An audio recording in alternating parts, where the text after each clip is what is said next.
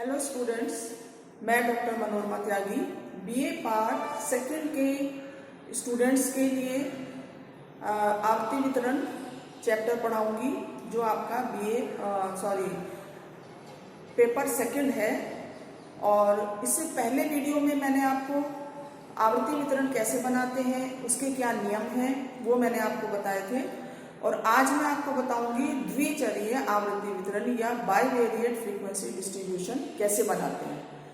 तो एक बार शॉर्ट में मैं आपको फिर से रिवाइज करा देती हूँ कि किस तरह से आवृत्ति वितरण बनाने के क्या नियम हैं। आवृत्ति वितरण बनाने के लिए सबसे पहले हम प्रसार ज्ञात करेंगे। जो भी हमारे पास आंकड़े हैं उनका प्रसार से मतलब है अधिकतम संख्या माइनस न्यूनतम संख्या, कि जो उस समूह में सबसे ज्यादा अंक हैं उसमें से माइनस कर देंगे सबसे कम वाले अंक को, तो हमारे पास प्रसार आ जाएगा। प्रसार ज्ञात करने के पश्चात हम वर्गांतरों की संख्या ज्ञात करेंगे। संख्या अगर देखी जाए तो एक आदर्श संख्या 10 से 15 के बीच में होनी चाहिए वर्गांतरों की। और ये निकालने के लिए जो सूत्र है वो है प्रसार बटा वर्ग विस्तार प्लस 1। वर्ग विस्तार से मतलब है कि जो एक वर्गांतर है, मान लीजिए ये एक वर्गांतर है, तो इसका जो विस्तार है वो 30 से 34 अंकों के बीच में है, अर्थात 5 अंकों का ये वर्ग विस्तार है। तो वर्गांतरों की संख्या ज्ञात करने के लिए हम क्या करेंगे, प्रसार बटा वर्गांतराल प्लस 1।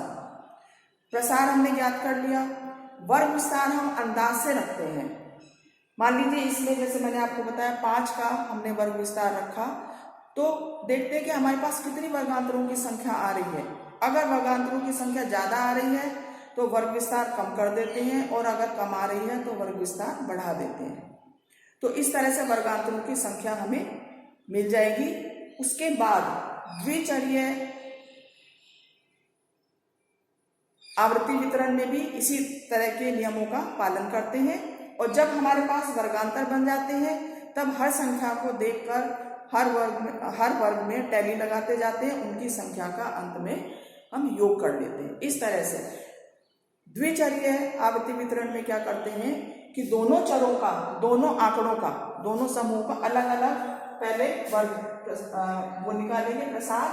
प्रसार निकालने के बाद जैसे ये प्रसार आ गया 64 माइनस 34, क्योंकि अधिकतम अंक है 64 और कम से कम अंक है 30, तो 64 माइनस 30 हमारे पास आ गया 34 बटा हमने 5 का मान लीजिए वर्ग विस्तार रखा, तो हमारे पास संख्या आएगी 6.8 वर्गांतरों की संख्या। तो हम इसको राउंड फिगर में कर लेते हैं, 6 या 7 भी कर सकते हैं।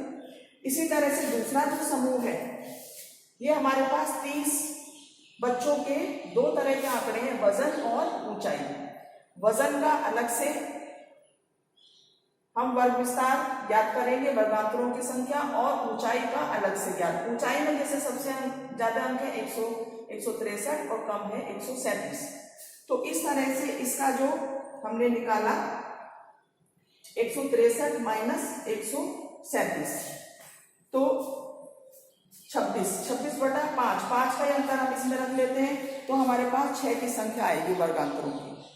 इस तरह से दोनों समूहों के जैसे आवृत्ति वितरण में हम निकालते हैं वर्गांतरों की संख्या दोनों समूहों के, लेकिन वो एक से होनी चाहिए, कम या ज्यादा नहीं।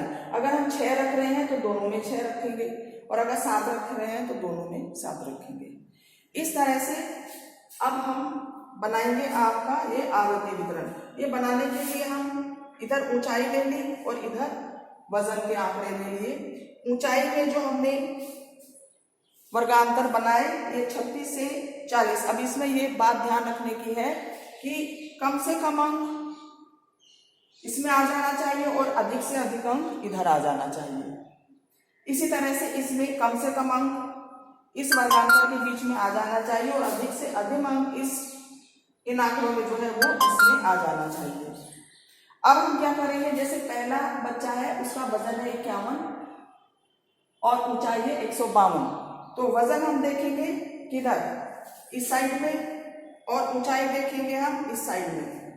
तो उसका वजन है 51 कहाँ जा रहा है आप ये देखिए, वजन है 51 ये आपका आएगा इस वाले वर्गांतर। ये वर्गांतर, और ऊंचाई है उसकी 152। 152 आप देख लीजिए इसमें किधर आ रही है, ये इस वर्गांतर में आ रही है ये। तो इसके सामने लेते हुए यहाँ पे एक टैली लगा देंगे। तो इसी तरह से हर बच्चे का वजन और ऊंचाई दोनों को मैच करते हुए उसी कॉलम में एक टैली लगाएंगे, और अंत में इधर टैली की संख्या लिख देंगे। हर लाइन में जितनी संख्या आ रही है लास्ट में इसका जोड़ कर देंगे यहाँ पर, और इधर से भी इसका योग कर देंगे। इधर का योग यहाँ नीचे लिखते चले जाएंगे और लास्ट में इसका इधर योग कर देंगे। अब हमारा आवृत्ति वितरण सही बना है या नहीं, इसकी पहचान कैसे होगी? ये जो संख्या है 30, ये उतनी ही होनी चाहिए जितने हमारे ये आंकड़े हैं। 30 बच्चों के आंकड़े हैं तो 30 ही संख्या यहाँ पर आनी जरूरी है। मुझे उम्मीद है आपको समझ में आ गया होगा कि किस तरह से द्विचरीय आवृत्ति वितरण तैयार करते हैं और इसके कौन कौन से स्टेप्स हैं। Thank you so much.